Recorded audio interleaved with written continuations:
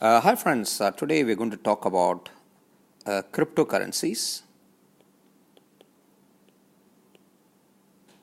how I've understood this. I wish to share this with you, particularly the Bitcoin.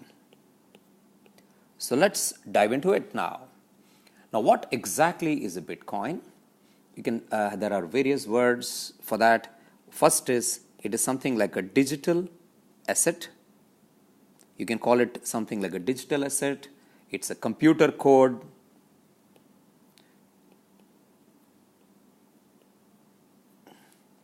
It's a computer code. It's not exactly, though we call it a Bitcoin, it is not exactly a physical coin. So don't expect that you're going to get a physical coin. No, it is not this.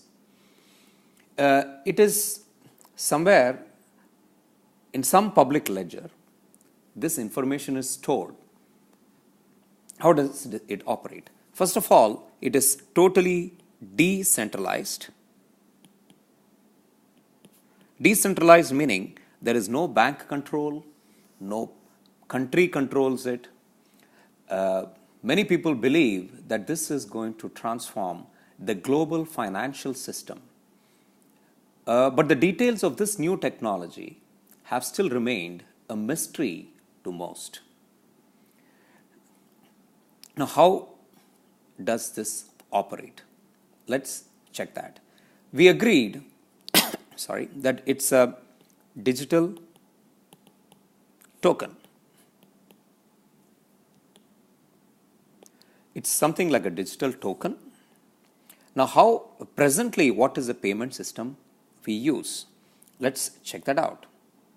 So imagine that I wish to give you $100 for purchasing something. So we use a bank now because I'm going to use a credit card. So when we use a credit card, the bank is involved and the bank will charge me 2%. So that means, in effect, you will get only $98. The 2% the bank takes. But the bank gives a guarantee that this transaction is a legit transaction. But in terms of bitcoins, when we use bitcoins, suppose I paid you in bitcoins. How does this operate? We have something like a ledger, a public ledger it's called. I'll tell you about the coding of this a little later. Imagine in this ledger, there are various people.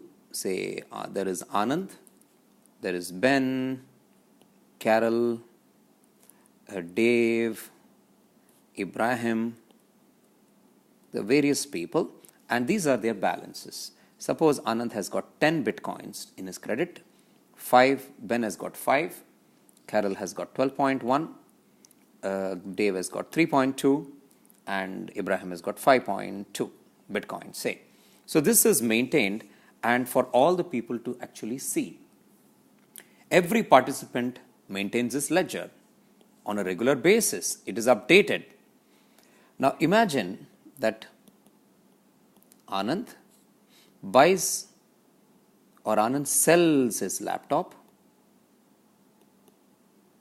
to Ben.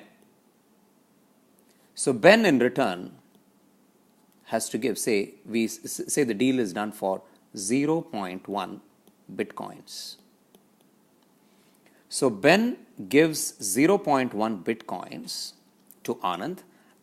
So Anand's ledger value now goes to 10 plus 0.1, whereas Ben's goes to 5 minus 0.1. Now this is updated after the transaction is legitimate, proved by people. So when you send the money, Ben has to broadcast to everybody that this amount is adjusted in everybody's common ledger. No bank is involved in this. This is only called as peer-to-peer. Everyone around the world adjusts this ledger. How does the system now stop somebody from taking somebody else's money? How does it stop various other problems, the double spending problem? We're going to see all this in the next lecture. But in this lecture, we will just see that the Bitcoin or the cryptocurrency is something like a public ledger, a virtual currency, an online payment system which is totally decentralized. It's a virtual cash. It is transferred peer to peer, no government or no bank control. And the major problems, how it solves, we will see all that in the next lecture. Many people believe that the cryptocurrency is actually going to transform the global financial system. But the details of this new technology still remains a mystery for both of us, for all of us, sorry.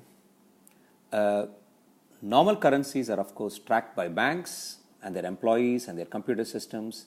Bitcoins, in contrast, are kept on a ledger that is maintained and updated by any user of Bitcoin who wants to help. The constantly updated ledger is kept on the computers of all the users, just as, say, Wikipedia entries are written and kept current.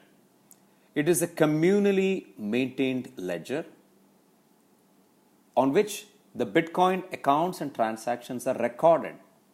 Now, these are known as blockchains. We will be studying about blockchains a little later. Because there is no central authority in Bitcoin, just a network of users keeping the records, there is no one to shut down the accounts or demand personal information from Bitcoin users. Anyone can open an account, spend whatever Bitcoins they have, as long as they have the password or the secret key for this account. Now, whether the system will work or not is a mystery. Only time will say, but it is invented in 2008 by a person called Satoshi Nakamoto. So let's check how this system works in the next lecture.